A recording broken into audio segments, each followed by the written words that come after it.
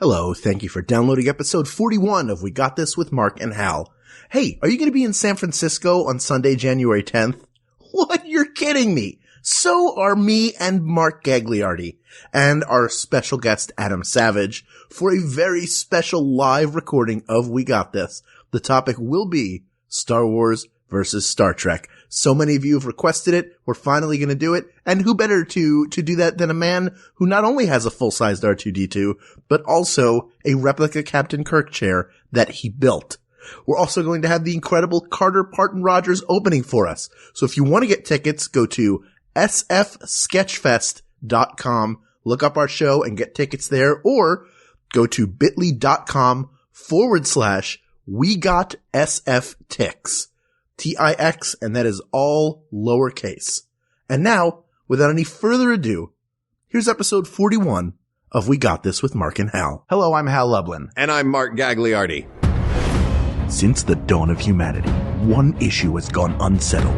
With the fate of the world in the balance, we're here to settle, once and for all, best Christmas song. That's right. Don't worry, everyone. We got this. Podcast should have a theme song. Podcast should not have a theme song. Yes, they should. No, they shouldn't. They sound good. Yeah, but people are just going to skip past it. You know what? You're right. We got this. Hey, what's up? Happy holidays, everyone, and welcome to We Got This. Yes, we're in the midst, like the early midst of Hanukkah right now. Oh my gosh, is it Hanukkah? It started on Sunday night. Oh, wow. So like Sunday night, this is, we're well into Hanukkah because today is Saturday. This is day 7 of Hanukkah. Well, no, here's the thing. We're recording this on a Saturday, but tomorrow, Sunday, is when Hanukkah begins. And then this coming Tuesday night, Pacific time, is when the episode drops. So I was Wait a minute. So hold on a second, Hal. We're not live right now? No. Oh, I didn't tell you. I should have told you a year ago when we started. We don't do this live. Oh, man. You know what? That makes sense because I'm able to listen to the show while I'm not talking the words that the show is saying. Yeah. And to be fair, I've been dodging the question every time you ask me why we don't get any calls during the show. So happy Hanukkah to those who are listening right now. Yes. And Merry Christmas to those who are waiting for Christmas to start. And you're jerks if you're just waiting you're like, I'm not going to listen to any of these Christmas episodes until December 25th. No, you could be like that greasy guy in One Crazy Summer who's sitting by the radio with the ashy cigarette waiting to be like the 45th caller or whatever to win a big prize. Did you ever win a radio prize? No, but in college I used to prank call people as the local radio station under the guise of giving away prizes. Have you? Have you ever won a radio prize?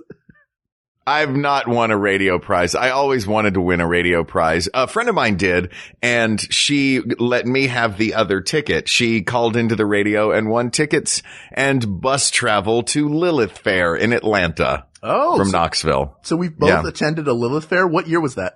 This would have been, I guess, 95. Okay.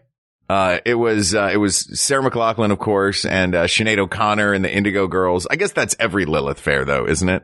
Was that lineup plus, and Sheryl Crow, plus whoever was peripheral and big at the time. I think the year that I went, which was 97, the big artist was Missy Elliott. So she came out. Ooh, that's a good one. Yeah, she was great. Oh, Maya was another good one. Maya came out and tap danced and she was awesome. That was a great, festival. And I don't know what happened to it. Yeah. But somebody out there will tell us on the internet. We don't even have to look it up anymore. This is great. Yeah. Thanks, listeners, for being our Google sometimes. Human Google. It's a human Google. Hugel. Log into Hugel. And ask Fred. But we're not talking about Lilith Fair today. We're talking about the best Christmas song because we talked about the worst Christmas song last time and I don't like to be too overly negative. Yes. So today we're going to talk about the best Christmas song. Yes. This was suggested. This is another one from the depths of the Maximum Fun subreddit. This was suggested by Bran Wafer. I think that's how you say it because it's WAFR. That's wafer, right? Bran wafer. That's like a thing. Bran, like BRAN? Yeah. Like, if you need to be more regular or less regular. I forget which one Bran does. Eat bran wafers. Wait, why would there be one that would make you less regular? I don't know. Maybe that's string cheese. Stop. You know what it is? Here's what happened. I watched this video by a group called the Yappers. Uh-huh. They are from the Upper Peninsula of Michigan, and they are. I know what a Yapper is, okay, Hal. I forgot you have a lot of Midwest experience, but they're like a polka band, like a comedy polka band, and they have a song called Diarrhea, a love song called Diarrhea, where a guy is trying to constipate himself so he can make a date.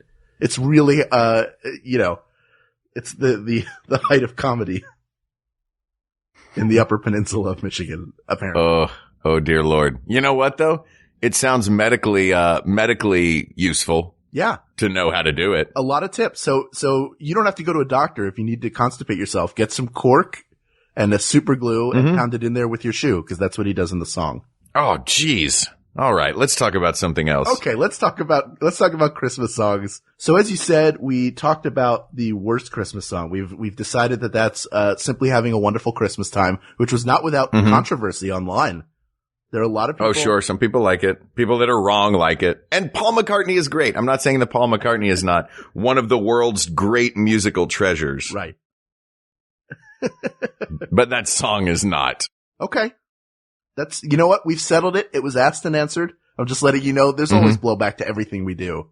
We're prepared for it. We can deal with it. Sure. So we have a really wide range of songs. Are there any songs from that worst Christmas song episode that you would also put in the running for best Christmas song? Because I know there were a few that we talked about. Yeah, Christmas shoes. No. I can't believe it. I just walk right into those. I can't. Who tweeted? Somebody tweeted that there's a movie about it.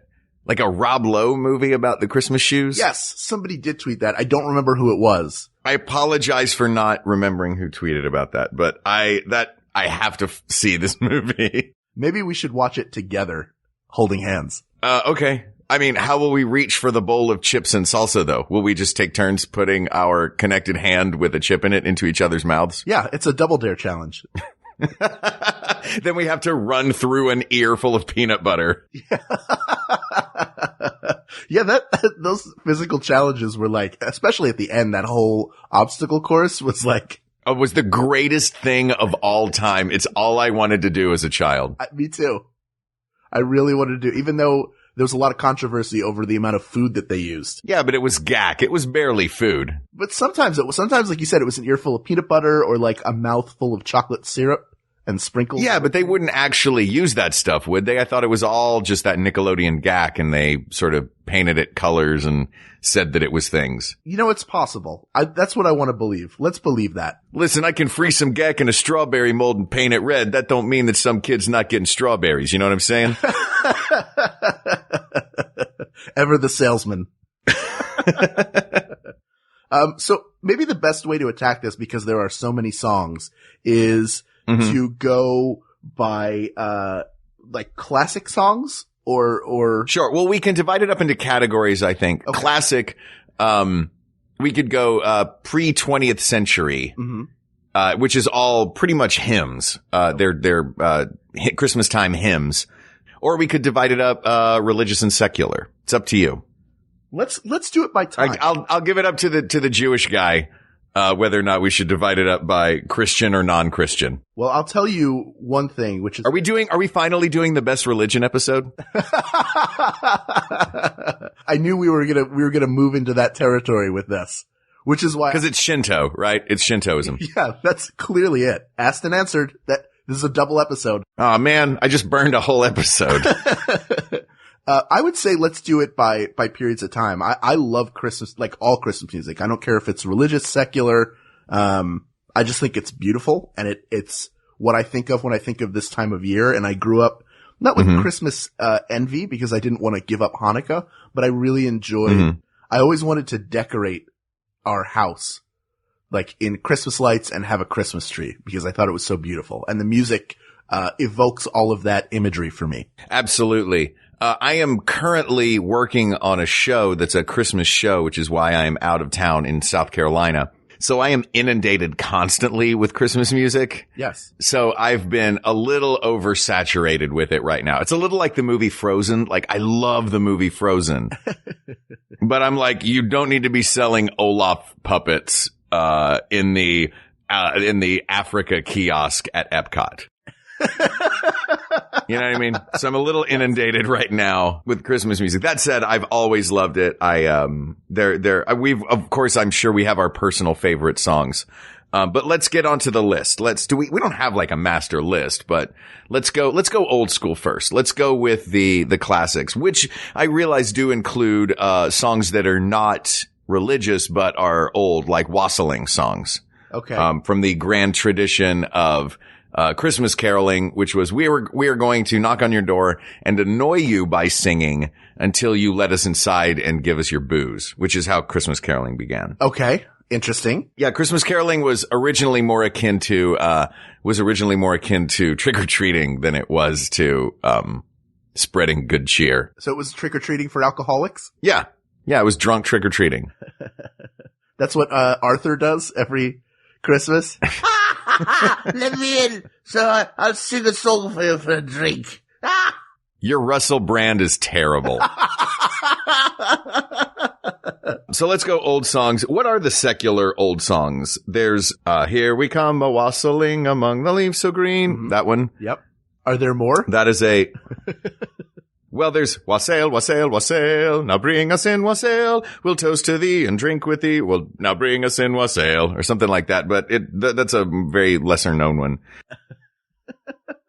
And most of the ones that we know are the church. Now I'm trying to think of all the drinking ones. So maybe we can break it up by religious, pre-20th century songs and non-religious pre-20th century songs, like the wassailing songs, though I think the only one of those might be Here We Come a-Wassailing. Yeah, it feels like the second song that you said was a wassailing song. It's just another part of the first song. It's just like a John Jacob Jingleheimer Schmidt of Let Me In, I Need Some Booze. Yeah, which is a great sentiment around the holidays.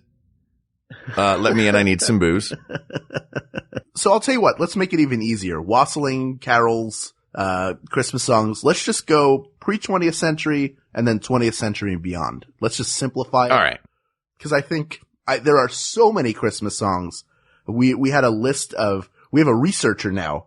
Somebody is helping us with research. Yes, which is very, very cool. Yes, Kate McManus. You can follow her at libkatem. So L-I-B, cause, library. So we have this list of not only sort of background for some of these songs, but a list of the Billboard 100 Christmas songs. And that these two lists are not even, the list that we have from her is not even contained entirely in the Billboard list. So let's go pre-20th century and start there. How does that sound?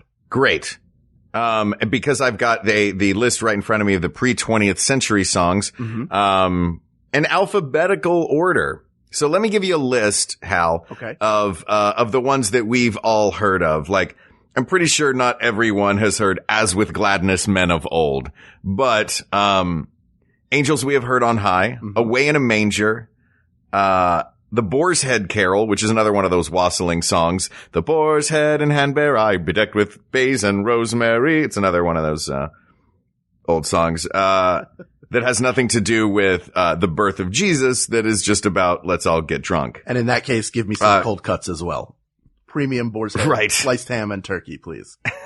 Yes. Yeah. If you're bringing the boar's head, that's what I would like. They also make a great Munster cheese. Carol of the Bells, not gonna make this version because it was written in 1904. Deck the Halls has to be up there. Sure. Deck the Halls is gonna be up there as one of the classics. Another wassailing song, Ding Dong Merrily on High. Is that the Ding Dong Merrily on High? Do, or am I wrong? Yes, it is. Hey, I got one correct. right. Do You Hear What I Hear? Sure. The First Noel. Okay. God Rest Ye Merry Gentlemen. Mm-hmm. Go Tell It on the Mountain, which is 1865. It's a African-American spiritual for Christmas. It's the only one I can think of that is that comes from that tradition. I guess 1865, it's not a terribly positive tradition. No, it's not. Good King Wenceslas, Hark the Herald Angels Sing, The Holly and the Ivy, I Heard the Bells on Christmas Day, I Saw Three Ships Come Sailing In. It Came Upon a Midnight Clear. These are the ones that, like, if you buy an album of public domain music that was recorded on a piano, the album will cost you 99 cents and will be at the checkout stand when you buy, and it'll just have like a wreath and a candle on it and will say holiday music. Right. And also if you have an older relative who has like a stand-up piano and it's got a bunch of musty old, songbooks on the bench and you pull out the Christmas one that's like from 1920 and falling apart, all of these songs are in there. Joy to the World. Also on this list. Let's see. The Little Drummer Boy. I'm going to put, The Little Drummer Boy on our short list. Not the, old version, but the version that Bing Crosby and David Bowie did, because that version is awesome. So that would be Little Drummer Boy / Peace on Earth. Yes. Okay. Did you just say /? Look, I work for an internet company, so I have to say / a lot. Do you, when you mention what your job is, do you say, I'm Hal Lublin, I'm a writer / performer / Yes, you can connect with me online at http://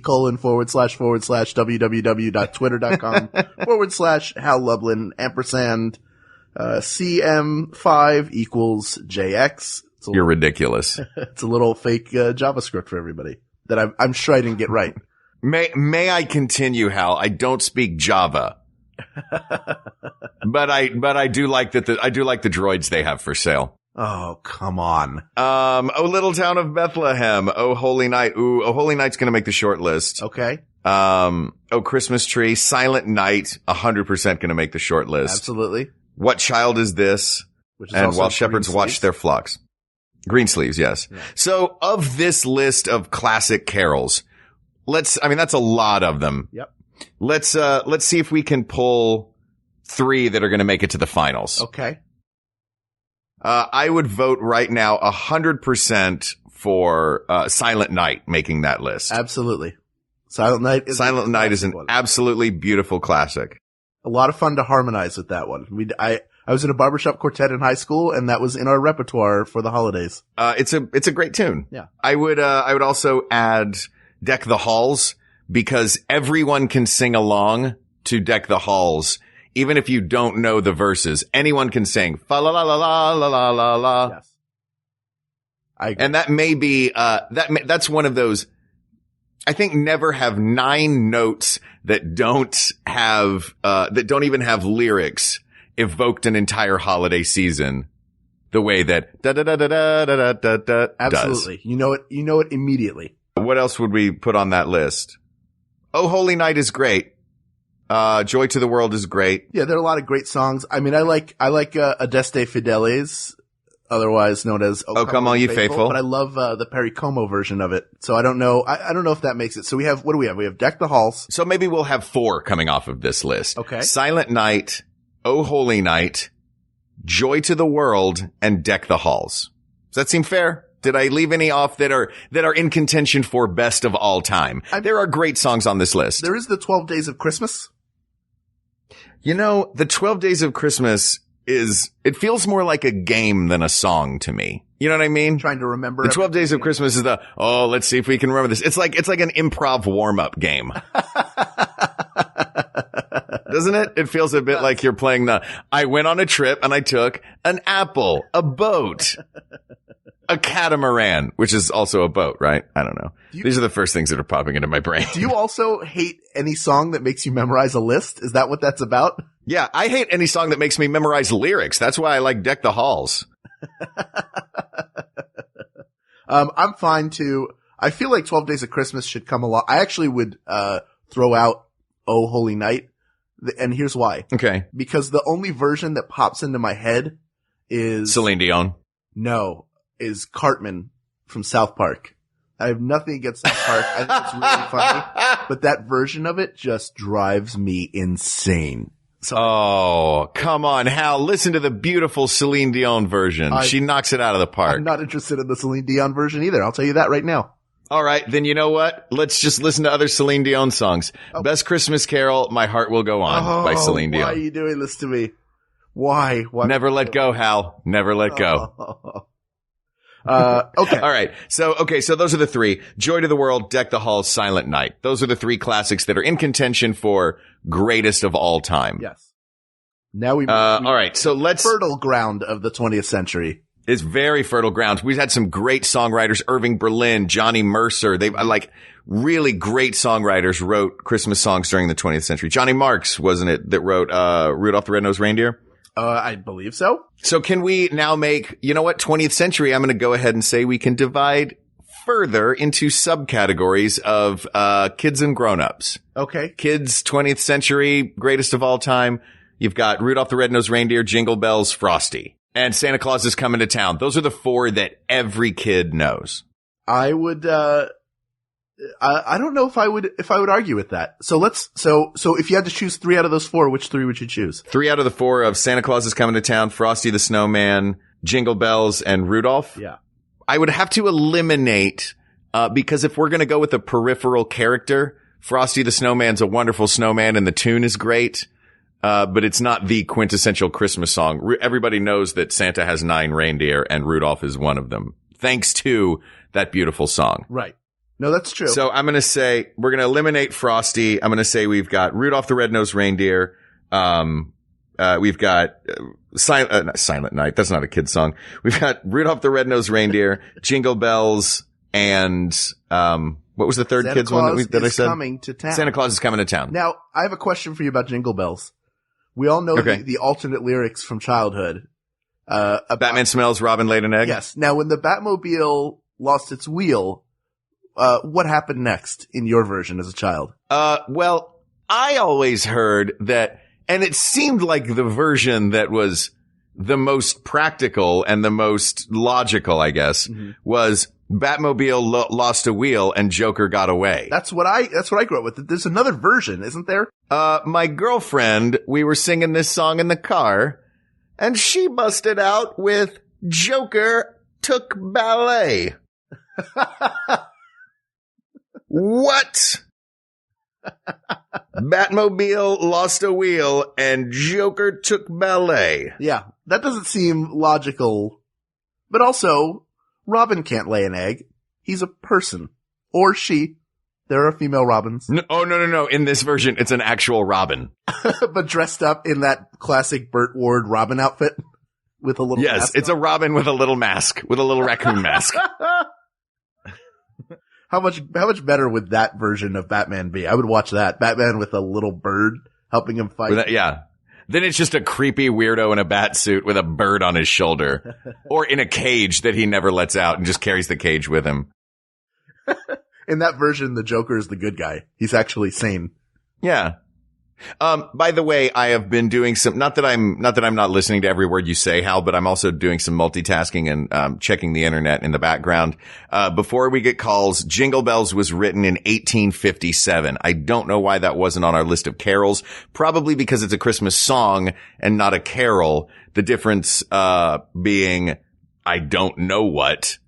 But, yeah. So that's the difference. Jingle Bells moves to the pre-20th century list. Does that bring Frosty the Snowman back? Yeah, we can put we're going to eliminate it anyway. If we're going to get down to 1. Yeah.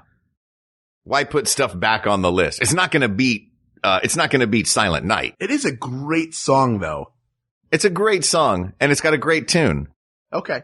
So it's an also ran.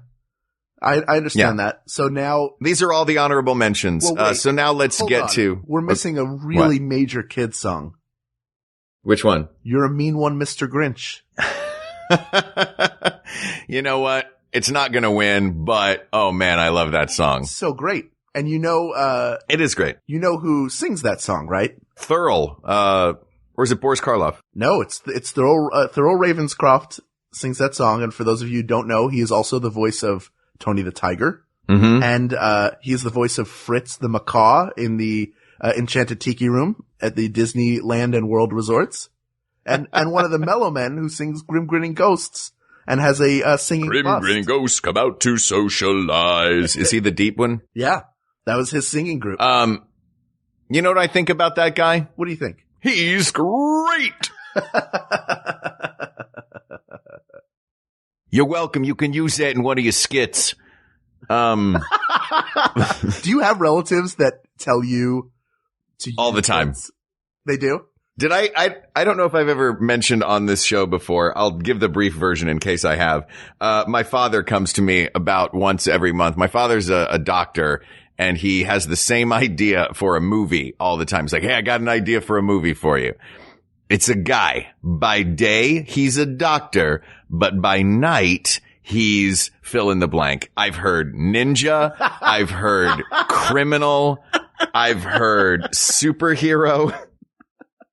You've heard. That is my father's pitch almost weekly. By day, he's a doctor. By night, he's another kind of doctor. Yeah. By night, he's a physician. I have a relative who tells me how bad SNL is and tells me that I should be on it instead. Oh, yeah. I get a lot of those. And then when I met Jennifer and she met Jennifer, she's like, you and Jennifer should be on SNL. So that's the same, like, you know, relatives who are very supportive and wonderful, and we are grateful for them.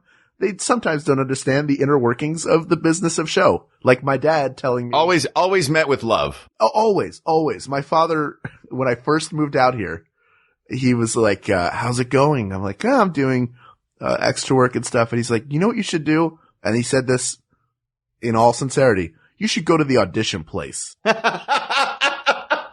Like he was imagining some home base like in Men in Black where there are just actors everywhere and they're constantly auditioning for things. And then I went to my first audition studio, like the one on La Brea Boulevard above the Lamps Plus. And I realized, oh, damn it, there is an audition place. Yeah, he was right. Oh, that's the worst part. But I mean, like, that just sounds like a go to the audition place. I don't understand what things are. But he was right. Damn it. Turned out to be right. You know what? Sometimes it takes an outsider perspective. That reminds me, I totally forgot, Hal. Yeah. I have to leave for a minute. I've got to go to the audition place. Oh. I've got to go do one of the auditions for Hollywood movies. Oh, wow. So why don't you play some commercials right now for some great, other programming that people can find on the Maximum Fun Network, and I will be right back. All right. Good luck, Mark. Break a leg. Thanks, buddy. Welcome to Oh No, Ross and Carrie. Ross. Hi, Carrie. What do you think is creepier? Okay. You jump into a swimming pool. All of a sudden, the water goes away, and instead of water, there is the bones of your dead ancestors. Ew. Or our show. That's pretty tough because we visited a live exorcism. We joined the Ordo Templi Orientis, where we had to worship a naked lady. Oh, and we joined that Tony Alamo cult. They were scary. Super creepy. We joined the Aetheri Society. We tried penis enlargement, or at least I did. Oh boy, I tried breast enlargement. We have basically done every creepy, weird, fringe thing except for thousands more, which we will get to if you listen to our show. I'd still say the swimming pool with my ancestors' bones. Well, then I don't even know if people should listen. I guess they shouldn't. But if you want to, we're at Maximum Fun, and the show's called Oh No, Ross and Carrie.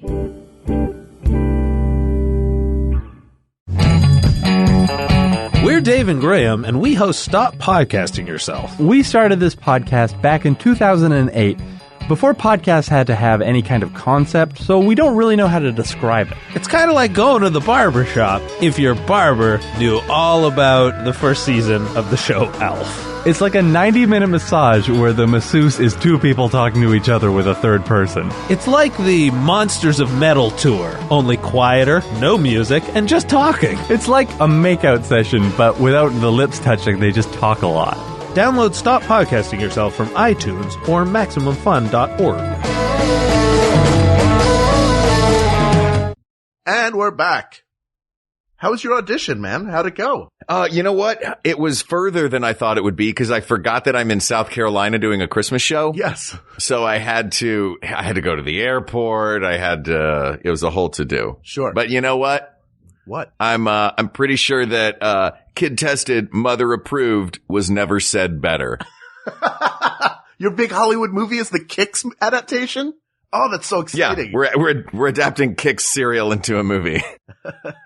I had a table read for the Crispy Critters television show. Fingers crossed. Ooh. I think you're gonna get it, Hal. It's a fun, wholesome bunch. So I have a question for you. So you're doing this Christmas show. Before we get into the adult songs, and there are so many songs that I love, and we'll try to discuss as many of them as we can, but this is going to be like the TV theme episode. We will leave some out. But were there any songs? Yes. You and Juliana are doing a musical show, like a musical comedy review.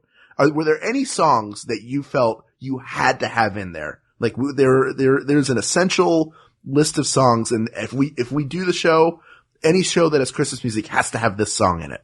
Yes, actually, the 4 children's songs that I mentioned, because there's a lot of kids in this area, and we are, our stage is adjacent to like a big municipal playground, so there's always kids around. Okay.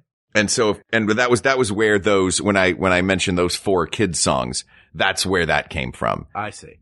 Those were the 4 that were like, all right, well, we have to have Frosty, Rudolph, Jingle Bells, Santa Claus is coming to town. Those are the ones that every kid knows. Okay. As far as the adult songs, we're actually, trying to keep them a little more obscure. Really? Yeah. So we're doing some, not necessarily obscure, but, not so traditional. It's not a sing-along. It's, that when we've got the kids up there, that's more of the sing-along part. So we'll do the ones that the kids can sing along to. Right. The other part is more of a concert. So we're looking to some different things. A song called Christmas Is. I'm not sure who, originally recorded that. Okay. Some of the other popular, like, country singer songs, Please Come Home for Christmas, Blue Christmas, which is still popular. Santa Baby is one. Yep.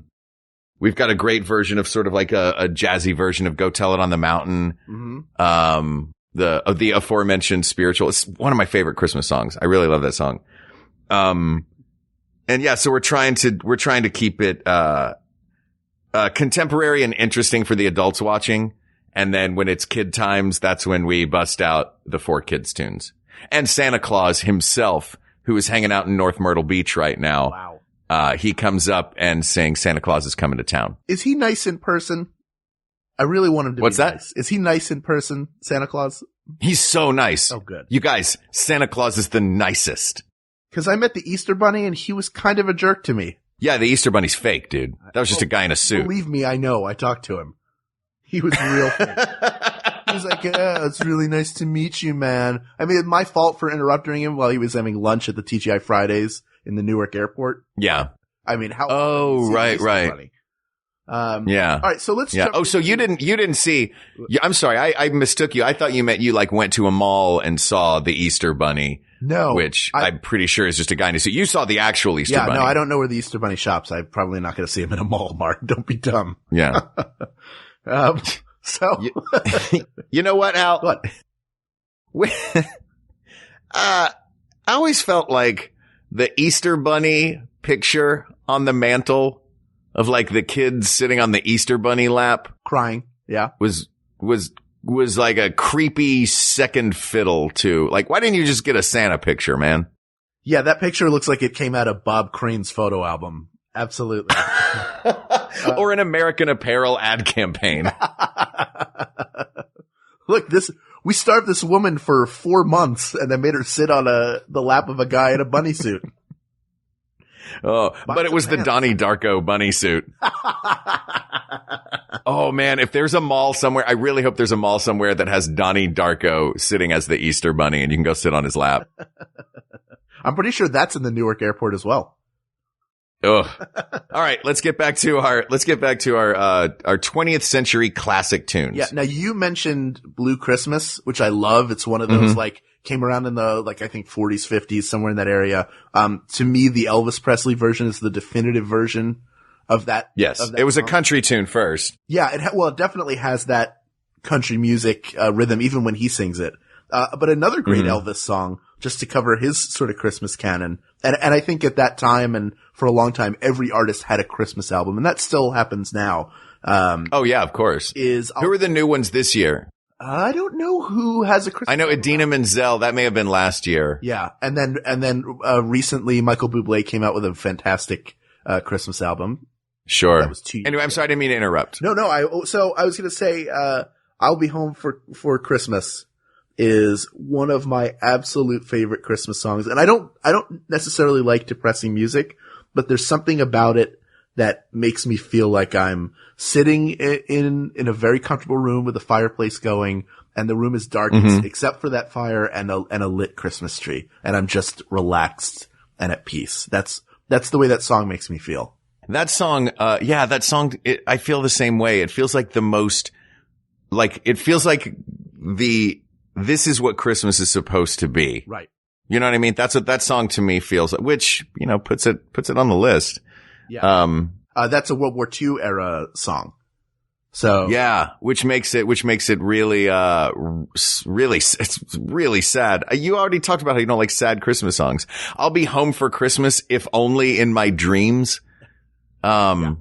It is sad, but there's something the way he sings it is very, very comforting because it's that early Elvis, just the smooth, mellow voice, the vibrato at the end. It's just really like, it's hard to take a song just because of one performance of it, but that just catapults it into another sort of stratosphere for me. I would agree. That is a great, and you know what, while we're on this topic, let's talk about the great World War II era Christmas songs. Okay. And many of them are about longing because these were guys that were overseas for years at a time and would not be home for Christmas. Yep. So I'll Be Home for Christmas, if only in my dreams. And then, of course, the other big one is, I guess these may be the only two that really fit this is, White Christmas. Yes. Another Irving Berlin, written by my tribes. Another Irving Berlin classic. And, the what? Written by my tribes, by my tribe. Oh, yeah. All the great Christmas songs were written by Jews. Yeah. But that's a very similar to I'll Be Home for Christmas is I'm dreaming of a white Christmas. I'm stuck in this wartime hell, but I'm dreaming of being at home with everybody, and it really helps set the mood. And it's featured in two Bing Crosby films. Yeah. Originally in Holiday Inn. Yes. And that was what led it to be the number one selling song of all time. Still is, I think, the number one selling song of all time. Yes. And then, because of that success, the next year they came out with, the movie White Christmas, which is, we're going to have our Christmas movie episode, but man, that is one of the greats. Pretty classic. Rosemary Clooney, Danny Kaye. Great movie. So of the two, as wonderful as I'll Be Home for Christmas is, I think White Christmas beats that one. I agree. Absolutely. Are we going have we ever done an episode where we just we do it tournament style and everything's just head to head? It doesn't, I don't think we have expressly. I think we're moving towards that. I had a couple of ideas for, eventually we're going to record with Joseph Fink, one of the writers of Welcome to Night Vale, and we're going to, rank French fries with him just because of that argument the three of us had on Twitter. Yeah. Oh, yeah. Burger King wins. But let's go back to, So White Christmas is up there. Let's think about just go with, if you said, what are the greatest 20th century adult Christmas, I don't mean adult like, porno Christmas songs. Which I'm sure there's an exhaustive list of. Sure. You know what? My brain started to come up with titles and then I stopped myself. Me too. Yours did too, I'm sure. We thought of the same one. Good thing we do this podcast for everybody in the family. Sorry, kids, need to grow up a little bit and watch, wait for We Got This After Dark. Oh my God. All right. Okay. So White Christmas is on the list. Yes. The Christmas song as recorded by Nat King Cole in I believe 1963 was our researcher found, Kate. It was written in 1940, originally recorded in 46, but then in 1961 the famous version came out. 61. Yeah. Great song. That is, White Christmas and that song are also known, by the way, as Chestnuts Roasting on an Open Fire, if you don't know what song we mean when we say the Christmas song. Yes. I gotta say, baller to call your song the Christmas song. Yes. That is right. That is the most confident naming for a song. Yeah. You know what? This is the Christmas song. Hey, if you want a good contemporary version of the Christmas song, and this is not a joke, Hootie and the Blowfish did a cover of it sometime in the late 90s, I think, mid to late 90s. Hey man, I'm a Darius Rucker fan. Yeah, who doesn't like Darius Rucker? He's a good guy, and he's gone on to a great career while the rest of Hootie and the Blowfish have faded off into the night. Here's a quick Darius Rucker story. Please. I was at Stagecoach, which is the country music version of Coachella that happens the week after Coachella ends. And I saw Old Crow Medicine Show, a great band, and they're the ones that wrote and recorded originally Wagon Wheel, which they had taken some old Bob Dylan unrecorded lyrics and put them to this tune and created this song Wagon Wheel. Rock Me Mama Like a Wagon Wheel, which became like a huge hit for Darius Rucker. A couple of years ago. And Darius Rucker was headlining on the main stage, and Old Crow Medicine Show had been playing a smaller show earlier in the afternoon on one of the side stages. But Darius Rucker got up there and he said to the crowd, look, I made this song, I got a number one hit out of this song, but I went and saw the originators of this song play it earlier this afternoon. I can't hold a candle to these guys, but I'm sure going to try. This is a song by Old Crow Medicine Show. And then he played Wagon Wheel. I thought that was very classy. Very, very cool. Yeah, class act. Right? Class act, that guy. Yeah. So let's get back to the Christmas tunes. What are the other great 20th century Christmas songs? I feel like these are the ones that are going to be more sentimental. Sure. Well, there are a couple. Here are two that are sort of a head to head. One is Rockin' Around the Christmas Tree, and the other is Jingle Bell Rock, which came out within a year of one another. Do they cancel each other out? They're wonderful songs. They kind of do. But I think it's either rock. One of them starts the movie Lethal Weapon, and I think it's Jingle Bell Rock. No, it's Rockin' Around the Christmas Tree. I'm sure I'm wrong now. But, that's what, when we discussed Best Christmas Movie, Lethal Weapon is one of those sneaky entries there. And that's how they established, but that's how they established that it was Christmas time, was they played, one of those two songs. I believe it's Rockin' Around the Christmas Tree. But they're both really fun, but I don't think that they stand up. Here's another one that's sort of, in that, what do you think of, I think it's called Merry Christmas Baby. It's the Beach Boys Christmas song. Sing a little bit of that so I know how it goes. Way up north where the air gets cold, there's a story about. Oh, that's Little Saint Nick. Little Saint Nick. That's it. I forgot the name of the song. Yeah. Little Saint Nick. Little Saint Nick is great. There are a lot of, and I'm looking at, the list that was compiled for us right now of, yes, a lot of great songs. There's a lot of Christmas songs that you don't think of it as being a song from the songwriter, like an Irving Berlin song or a Johnny Mercer song. Right.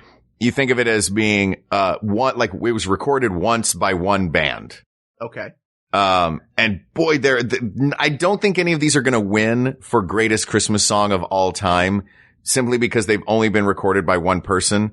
But Elton John's Step Into Christmas. Okay. Step Into Christmas. Great song. The Christmas Bells, the Snoopy Christmas song. Where he meets the Red Baron and he ends with, Merry Christmas, my friend. Remember that one? Yes.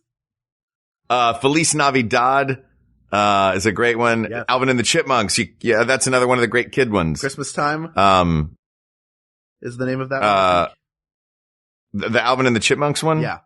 Is called, the Christmas. Oh, it's also called the Christmas song. Whoa, those chipmunks. There's the Please Christmas, Don't Be Late.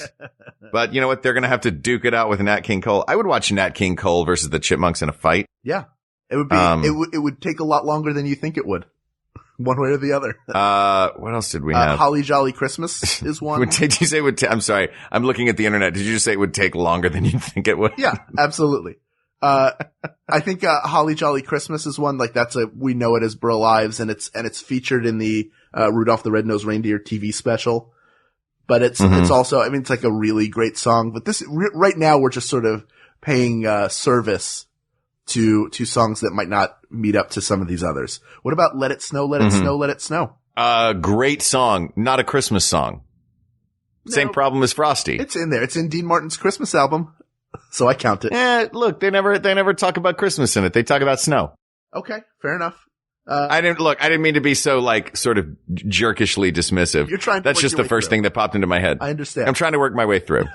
All I Want for Christmas. Mariah Carey. Yes. Mariah Carey's All I Want for Same Christmas Is time. You. We both went to that at the same We both time. went to it at the same time. I like that song. I know some people don't like it. I think it's really good. I love it. It doesn't stand up to these other songs, but it's really good. Mm-hmm. She's got some pipes. What about John Lennon and John and Yoko? Happy Christmas. Yes. Absolutely. War is over. What's funny is this. There's one that we haven't talked about. I'm sorry, go ahead. This list of the best, this is the Billboard Holiday 100 that was submitted as part of our research. Right next to one another, number 15 is Happy Christmas, War is Over. Number 16, Wonderful Christmas Time by Paul McCartney. They're 0%. inextricably linked. What about It's Beginning to Look a Lot Like Christmas? Johnny Mathis. That's a great song. I feel like there's some great, mid 20th century songs. It's beginning to look a lot like Christmas, or, there's no place like home for the holidays that are sort of those swinging kind of, let's make Christmas groovy and relaxed. Right. You know what I mean? Yes. That's true. But they're excellent songs. There are some really good, James Brown Christmas songs. I think I might be thinking of, Soulful Christmas. I'm not sure. I can't remember the name of it. There's some really, he has some really good Christmas stuff. Just because at the time everybody was coming out, there's some great, Ronettes. They do a really good version of, Sleigh Ride. Lovely Sleigh Ride. Oh, sure. That's another, great, more winter than Christmas, but still falls in there. So look, we're getting long, Hal. Okay. Okay. Let's break it down. So we've got our Christmas tunes. We've got our three classic Christmas tunes: Deck the Halls, Silent Night, and Joy to the World. Yes. We've got our three children's Christmas songs: Yes. Rudolph the Red-Nosed Reindeer, Jingle Bells, Yep. and Santa Claus is Coming to Town. Yes. Let's get our three contemporary or three 20th century, decide two that are going to go head to head for best, and then pick a winner. Okay. White Christmas, the Christmas song. Yes. And, what would you say would be the third? I can't think of one right off the top of my head, so we're only going to get two for this one. What about, It's Beginning to Look a Lot Like Christmas, just because there's so many great covers of that. And that's another one that helps set the mood. It does. You're right. So let's put that one in and then eliminate it. No,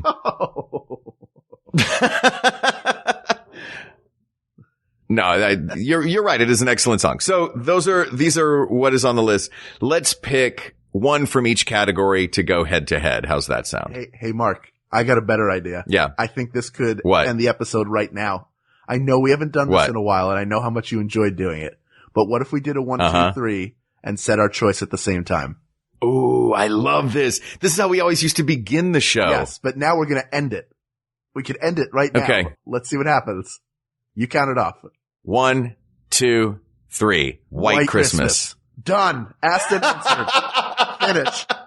We need to say, people of the world, we're in different parts of the country right now, Mark and I, and we agreed in a blind countdown that White Christmas is the greatest. Boy, that was so blind. I got nervous when you did that. I had faith that we were going to choose the same song. Listen, all Christmas songs are wonderful. Go to Spotify and make you a list of Christmas music. Or just go to iTunes, and when you're not, downloading our podcast, they have a holiday channel that's really fun. They got a lot of good stuff on there. There you go. Go to Holiday Channel. Go to Pandora. Wherever you go to listen to Christmas music, listen to as much of it as you can. There's great music being played this time of year.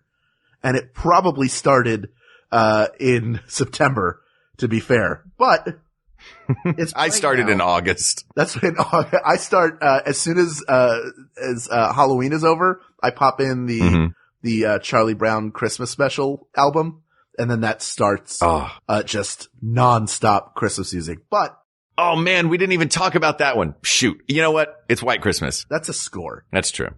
People of the world, the best Christmas song there is White Christmas. So dream of it, listen to it, remember Old Bing, as a beautiful crooner and not a man who abused his children.